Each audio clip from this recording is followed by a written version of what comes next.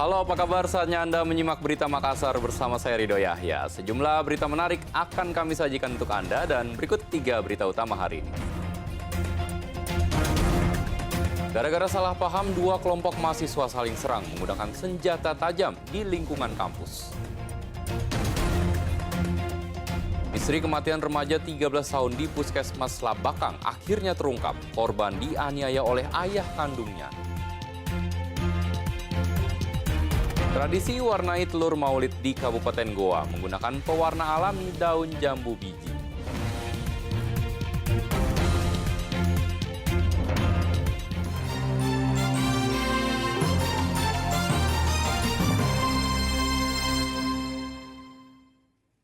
Gara-gara salah paham, 2 kelompok mahasiswa saling serang menggunakan senjata tajam.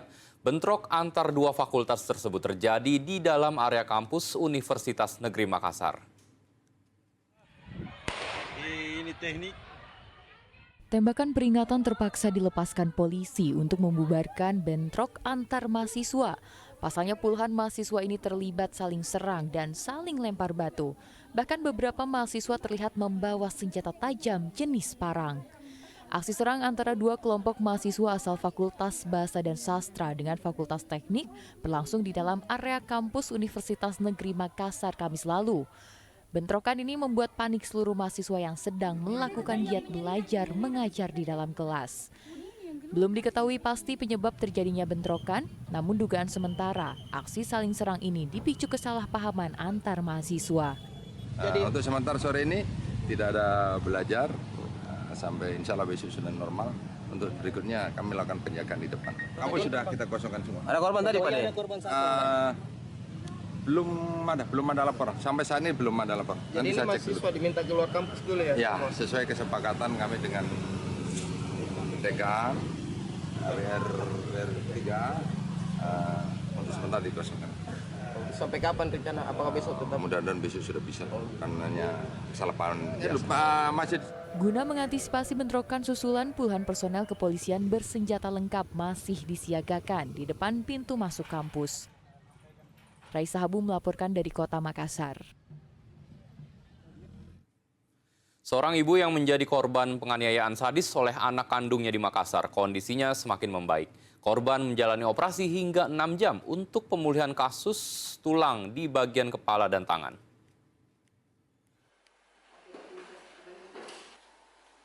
Kondisi wanita yang jadi korban penganiayaan yang dilakukan oleh anaknya dengan senjata tajam berangsur membaik.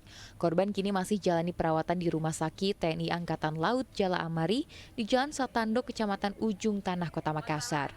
Sebelumnya korban menjalani operasi bedah pada 26 September lalu dengan melibatkan sejumlah dokter spesialis yang berlangsung selama 6 jam. Operasi dilakukan guna memulihkan sistem kerangka kepala dan tulang tangan korban akibat luka sabetan senjata tajam dari anak sulungnya. Tindakan medis yang seharusnya kita tangani lukanya, kemudian kita bersihkan, kita jahit lukanya untuk menghentikan perdarahannya, kemudian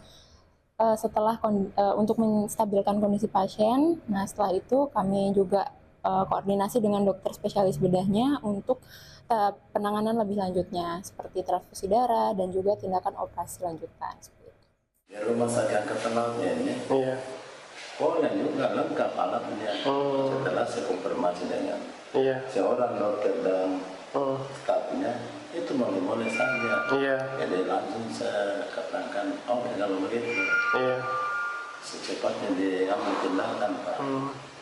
Sampai sekarang, sampai dengan mulai kondisinya 12 tahun. Sebelumnya warga Jalan Tinumbu Lorong 148 Kecamatan Bontowala dihebohkan dengan aksi pembacokan yang dilakukan pelaku terhadap ibu kandungnya sendiri di pelataran rumah korban. Belakangan diketahui pelaku mengalami gangguan jiwa dan telah ditempatkan di ruang khusus RSUD Dadi Makassar. Adi Muhammad Sardi melaporkan dari Kota Makassar.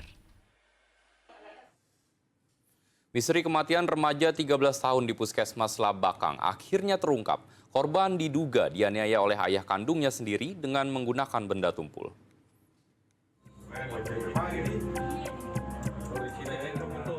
Setelah 7 pekan melakukan penyelidikan, kematian bocah berusia 13 tahun yang tewas di Puskesmas Labakang, Kecamatan Labakang, Kabupaten Pangkep, akhirnya terungkap. Ternyata pelaku penganiayaan adalah ayah kandung korban.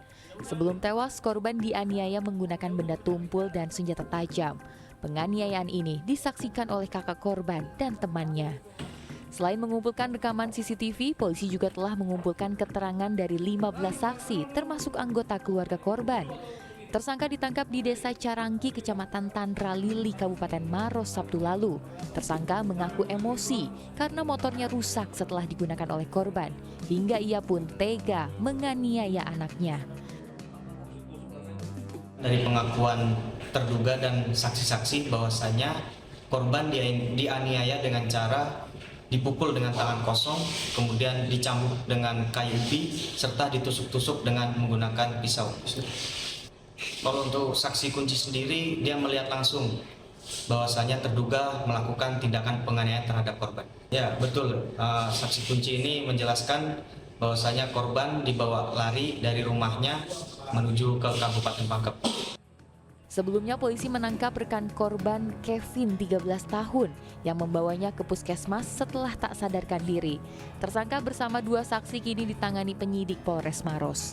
Andi Muhammad Sardi melaporkan dari Kabupaten Pangkep. Tak terima kekasihnya dilecehkan, seorang pria di Kota Makassar langsung memberikan pukulan ke arah wajah korban. Namun naasnya, akibat pemukulan itu korban tewas setelah 2 hari dirawat di rumah sakit.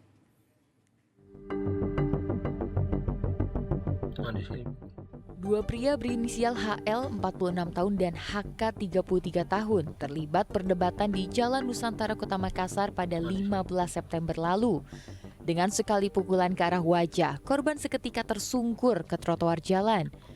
2 hari setelah mendapatkan perawatan medis di Rumah Sakit Polri Bayangkara, korban menghembuskan nafas terakhirnya. Pihak keluarga pun membuat laporan ke polisi hingga pelaku ditangkap polisi. Dari hasil pemeriksaan, pelaku tak terima ketika kekasihnya dilecehkan oleh korban. Pelaku yang sedang menunggu kekasihnya pulang bekerja melihat korban mendekati dan memegang bagian dada sang kekasih. Dengan tujuan untuk menjemput pacarnya yang bernama Saudari S. Melihat kejadian tersebut, tersangka menghampiri Saudari S. Tersangka langsung memukul korban dengan menggunakan tangan kanannya ke arah wajah korban, sehingga korban jatuh terkapar di atas trotoar di depan kantor Meratus, Kelurahan Butung, Kecamatan Wajo, Kabupaten Makassar. Setelah tersangka memukul korban, tersangka langsung pergi meninggalkan korban di tempat kejadian. Meski dengan alasan membela harga diri kekasihnya, namun tindakan pelaku yang menyebabkan korban tewas membuatnya terancam hukuman kurungan 7 tahun penjara. Andi Muhammad Sardi melaporkan dari Kota Makassar.